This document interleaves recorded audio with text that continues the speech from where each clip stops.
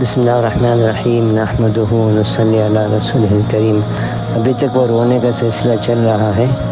سب سے پہلے تو عرض کر دوں کہ تمام انبیاء علیہ السلام بہت روئے ہیں، اور سب سے پہلے ابتدا آدم علیہ السلام سے ہوئی۔ ان کے آنسوؤں کا کوئی شمار نہیں۔ ایسے ہی عورتیں بھی رونے میں آگے ہی رہی ہیں۔ حضرت حوا علیہ السلام بھی رونے میں حد کر دی انہوں نے۔ آخر میں حضور اکرم صلی اللہ علیہ وسلم اتنے آنسو بہاتے تھے کہ سینہ مبارک تک بہہ جاتے تھے۔ تو پھر بی بی عائشہ بھی رونے میں پیچھے نہیں ہوتی تھی، آپ بھی اتنا روتی تھی، اور آپ کا رونا بھی گھبراہٹ سے ہوتا تھا۔ کبھی فرماتے کہ کاش میں تو پیدا ہی نہ ہوئی ہوتی۔ انبیاء علیہ السلام کے بعد اگر کسی کا مرتبہ ہے تو سب سے بڑا مرتبہ حضرت ابوبکر صدیق رضی اللہ تعالیٰ عنہ کا ہے۔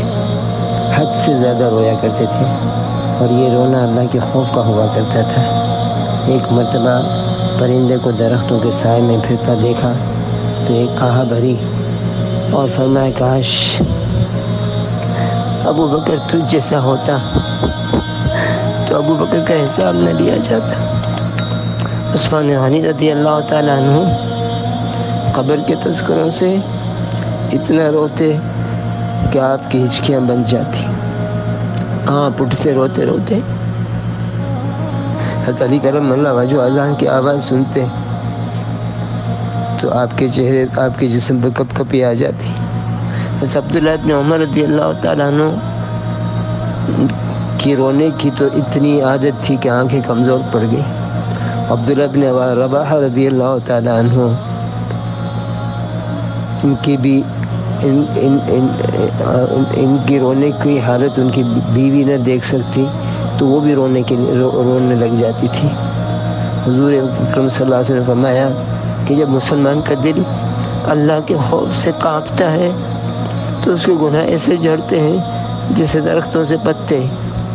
عائشہ رضی اللہ تعالیٰ عنہ نے پوچھا حضور اکرم صلی اللہ علیہ وسلم سے کہ آپ کی امت میں کوئی ایسا بھی ہے جو بغیر حساب کتاب کی جنت میں داخل ہو جائے؟ تو آپ نے فرمایا کہ ہاں، جو اپنے گناہوں کو یاد کر کے روتا رہے۔ ایک حدیث میں کہ قیامت کے دن آدمی ایسے لوگ ہوں گے جن کو اللہ تعالیٰ اپنا سایہ عطا فرمائیں گے۔ قیامت کے دن 7 آدمی ایسے ہوں گے جن کو اللہ تعالیٰ اپنا سایہ عطا فرمائیں گے، جن میں ایک شخص وہ ہوگا جو تنہائی میں اللہ کو یاد کرے اور اس کی وجہ سے اس کی آنکھوں سے آنسو بہنے لگے۔ اللہ کے خوف سے رونا آگ کے سمندروں کو بجھا دیتا ہے۔ اللہ ہمیں عمل کی توفیق عطا فرمائے، رونے والی آنکھیں دے دے۔